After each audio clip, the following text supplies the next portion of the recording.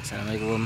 Ini kita berada di kantor kecamatan Muara Komam bersama Abang Syahril.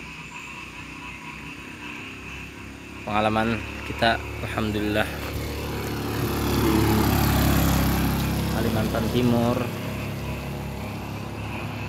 Tuh gunungnya.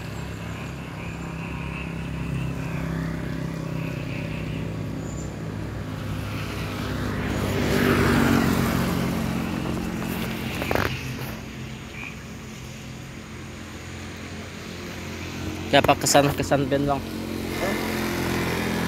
Untuk hari ini kita masih belum mencoba gladi di panggung ya, tapi hari ini kita sangat senang sekali berada di Muara Komam karena di sini pemandangannya sangat sejuk, berasa di atas pegunungan.